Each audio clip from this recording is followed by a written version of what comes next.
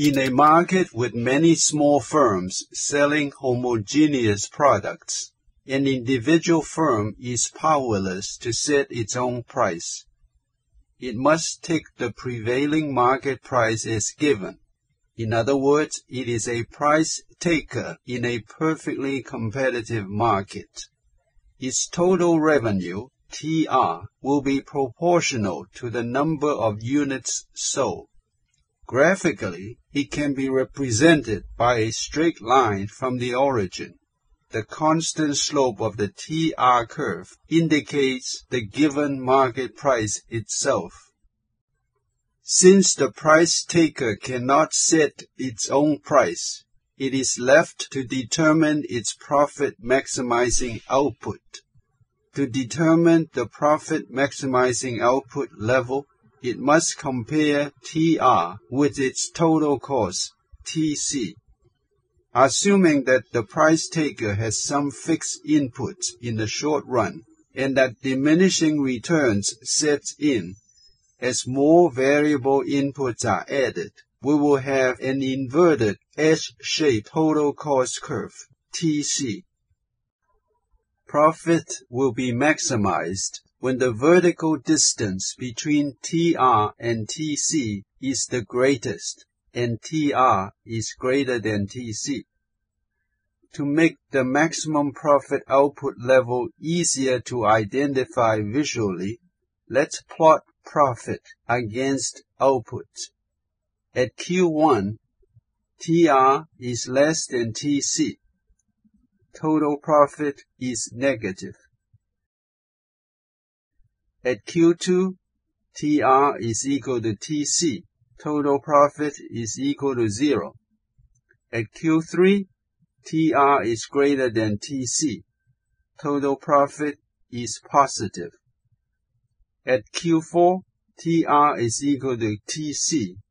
Total profit is 0. Given these points, the total profit curve can now be drawn. Maximum profit occurs at the highest point on the total profit curve, where the slope of the tangent is equal to 0. The slope of the tangent to the total profit curve simply measures the marginal profit, which is the difference between marginal revenue, MR, and marginal cost, MC. Zero marginal profit means that selling additional units would not add to total revenue. It also means that the additional revenue brought in, MR, is exactly offset by the additional cost, MC. Since MR is equal to the slope of the tangent to TR, and MC is equal to the slope of the tangent to TC. When MR is equal to MC at the maximum profit output level Q pi, the slope of the tangent to TR is equal to the slope of the tangent to TC. Hence, the maximum profit output level can be identified by looking at the MR and MC curves directly instead of the total profit curve. Let's draw the MC curve first. The inverted S-shape TC generates a U-shape MC. Now let's draw the MR curve. The constant slope TR curve generates a constant horizontal MR. The maximum profit output level can now be determined by where MR intersects MC. Observation. For a price taker, MR is equal to the prevailing price. Constant price means constant MR. Although MR equal to MC can pinpoint where the maximum profit output is, MR and MC alone cannot tell how much the maximum profit is. To measure profit per unit output, we must compare price, P, with average total cost, ATC. Let's bring back average total cost, ATC, and average variable cost, AVC. At Q pi, where MR is equal to MC, average profit is positive. So is total profit. Suppose that the price were to fall. When P is equal to minimum ATC, total profit is 0. When P falls below minimum ATC, each unit would incur loss by bringing in less revenue than the per unit cost. Total loss would increase until none of the fixed cost is covered when price is equal to minimum AVC. At the minimum AVC point, the firm is indifferent between staying in business and quitting altogether.